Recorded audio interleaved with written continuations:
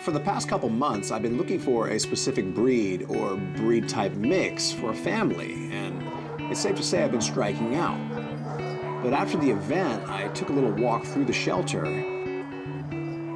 From the looks of her, this energetic Australian cattle dog mix named Sheela might just be the ticket. You were available over a month ago. What's going on? Come on, you seem sweet. You're pretty, you're young. Something you're not telling me? Come on.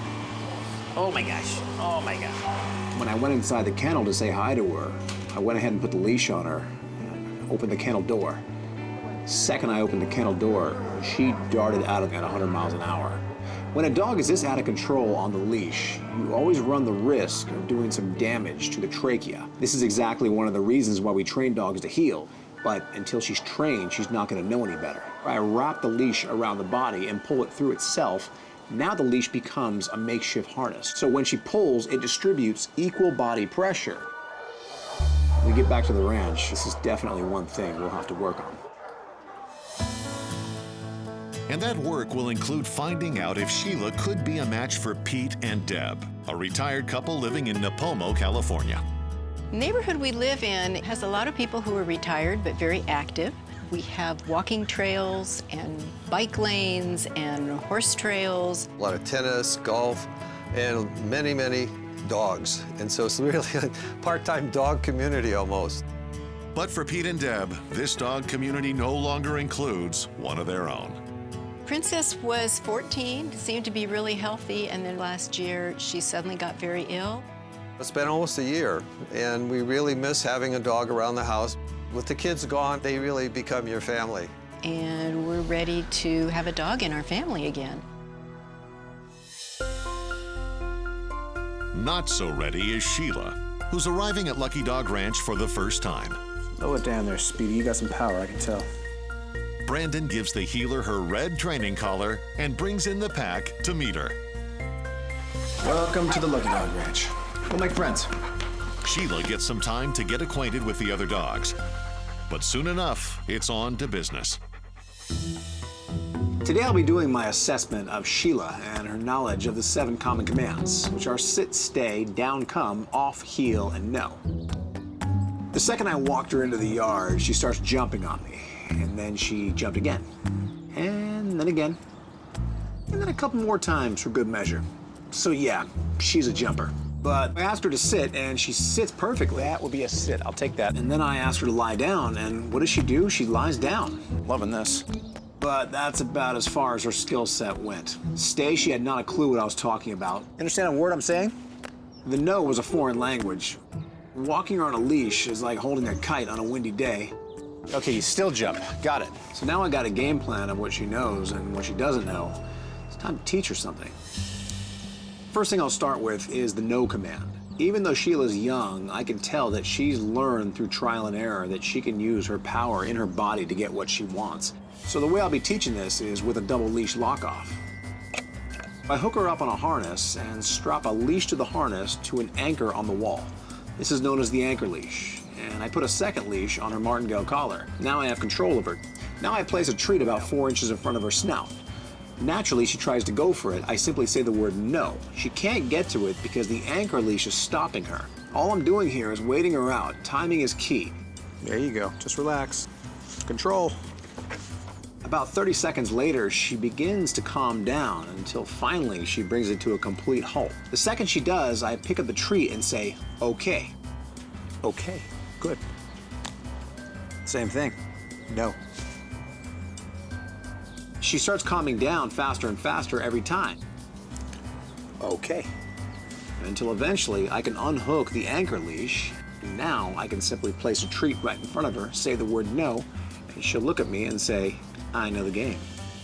She now has a no command. Good, good.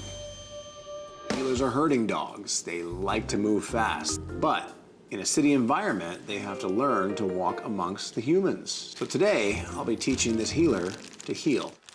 The way I'll be teaching her to heel is with one of my favorite tools, the lure stick. What is that? What is that? Look at that. You ready? I take a treat and put it on the end of the lure stick. Look at that. Oh my gosh. So I hold it in front of her snout, and naturally she wants to go for it, but I pull it away quickly. She learns that every time she goes for it, I'm much quicker than her, so she decides to sit there obediently. And when she does, she gets a treat. Good. Slowly. So we start moving. Heel. There you go. While I see her walking contently, I reward her. We repeat this process over and over. As I'm walking around the barn, I'm noticing she's walking my speed. She's not pulling on the leash at all. So I get rid of the lure stick and simply say the word heel, and lo and behold, she's walking perfectly with me. I gotta say, this dog is very smart. Perfect, perfect, perfect. Good, good, good. Sheila's intelligence gives Brandon confidence going into his virtual meeting with her potential new family. There you go. Good, good. Today I'll be doing a video conference with Pete and Deborah to see if they're a good match for Sheela. Hello. Hello. It's good to finally put faces to the names. So what do you do as a couple? Tell me about your lives. They tell me that they're both retired, but they're very active. They like to take long walks. There's a lot of parks around the area. They go to the beach. They say they've had dogs their entire lives. Oh, Princess, our border collie husky mix died right after Christmas. You feel a little bit of a void? A lot of void.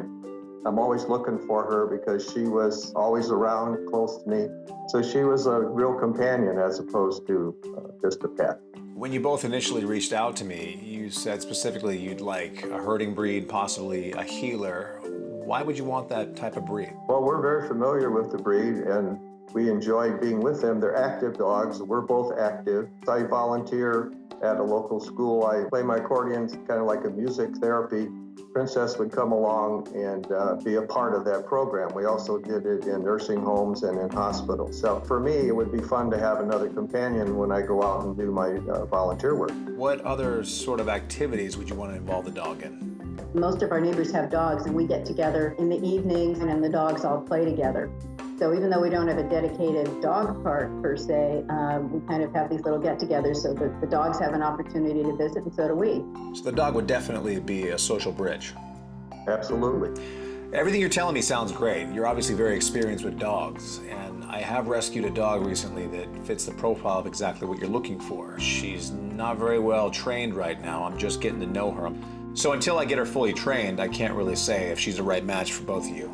The next step in the process is I'm going to send someone up to your property and have them take a look around to see if it's adequate for a dog. Great. Okay, very good. We really appreciate Brandon getting to know us a little bit. It raises our hope level up pretty high. We're really looking forward to having a dog in our future. All right, we'll talk soon. A lot. Thank you. Brandon's happy with Sheila's training progress, but he also needs to make sure that Pete and Deb's home is suitable for a dog. Good, good, good. For help with this, he puts in a call to Chris Kaiser of sponsor Turf Mud. Hello? Chris, Brandon, hey. Hi, Brandon. How are you? I'm pretty busy down here working. Can you do me a favor and go up to Napomo? I got a family up there that is very interested in a dog. I'm training for them. Sure, I'm nearby. Happy to help. Cool, man. Thanks. You bet. Bye. Brandon asked me to check out potential adopters Peter and Debbie in Napomo, California. And so driving out here, I was struck by the landscaping. There's a lot of turf grass and living landscape in the community. And it's a wonderful aesthetic place to walk your dog. As I pulled up to the house, the diversity is evident. What they've done is take a lot of the landscape and incorporate a bunch of natives and a lot of flowering plants. Hi, Debbie. Hi, you must be Chris. I am. Come on in. Thank you. Nice to meet you. Same here. Hi, Peter. Hi. I want you to meet Chris. Brandon sent him out to check out our yard. Hi, Peter. Chris. Chris Good to Kaiser, see you. good to meet you, sir. Yeah, nice you to see you. bet. What beautiful spot. Their home is a lesson plan in Turf Mud environmental lessons. Biodiversity, drought tolerance, right plant, right place. And you've really done it here. It's just lovely. Thanks. It's not only beautiful, it's purposeful. What this biodiversity does, it just enhances the ability of our pollinators. Right? We're feeding birds, butterflies, hummingbirds, the folks we need to pollinate for all of us. And this is just a fantastic example of that. We're a certified bee haven. A bee haven? Yes. Bee colonies are challenged throughout the country, and so what you've done here is exactly what we're encouraging homeowners to do to help our bee population.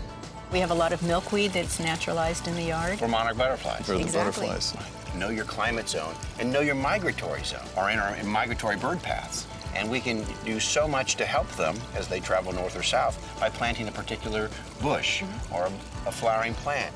How do they do in the drought, Peter?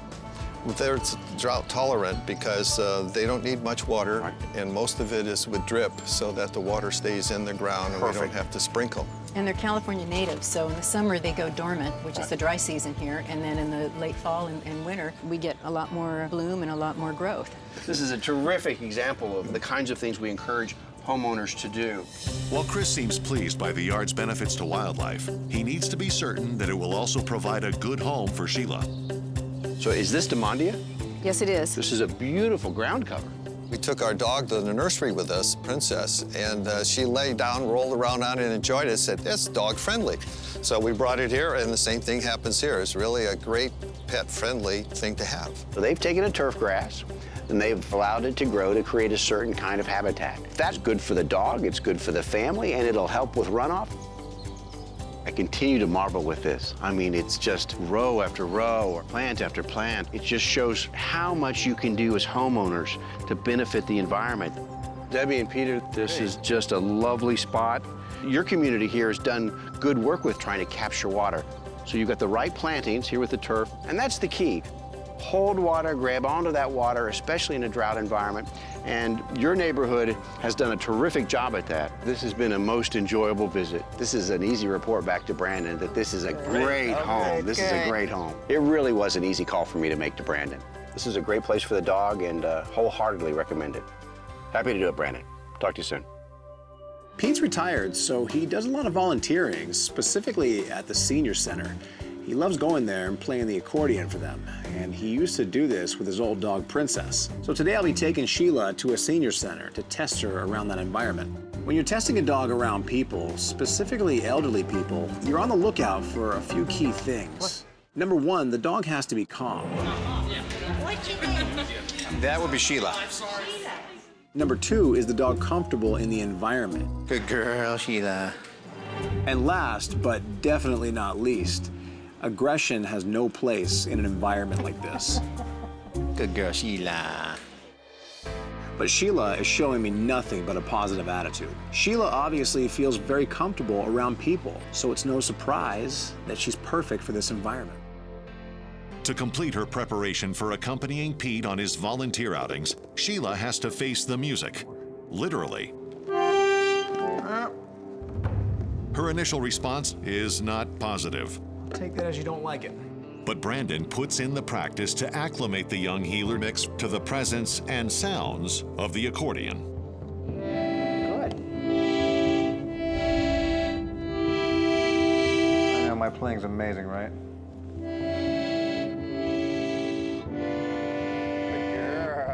Good girl. Eventually, she's ready to join the band. There we go. All right. Besides my awesome accordion playing skills, I do have another gift for you. Brandon rewards Sheela with her green graduation collar. Hold on, you're gonna have to help me a little bit. Okay, how about this way? There we go. There we go. To complete her journey, all she has to do now is stay put. Deb and Pete were on their way down to LA, and that's when I decided to call them and told them to stop by the ranch. Hey, how's it going? Come on in. Good to see you.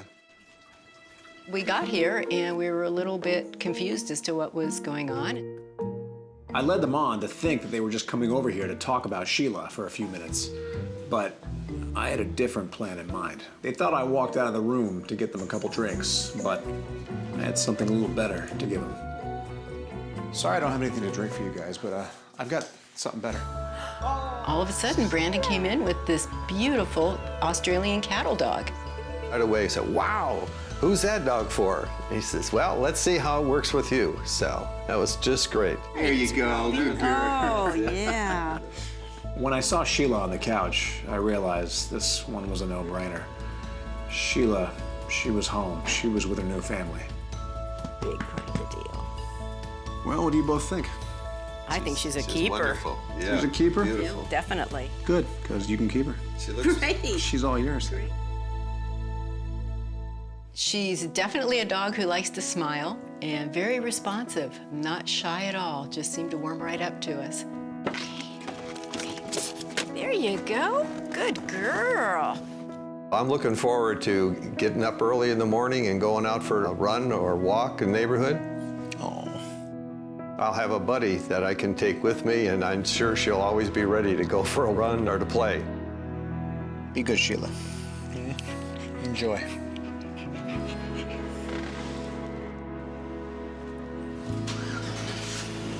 Bye. Okay. Thanks, Brandon. Pete and Deborah are your classic dog lovers. They've always had them. And when they found themselves with that void, they realized that they couldn't live without one. We have had shelter dogs in the past that we've adopted, and I wouldn't consider adopting any other kind. It just gives us a good feeling knowing that we're able to give them a forever home. From hopeless to a home. That's my mission. One dog at a time.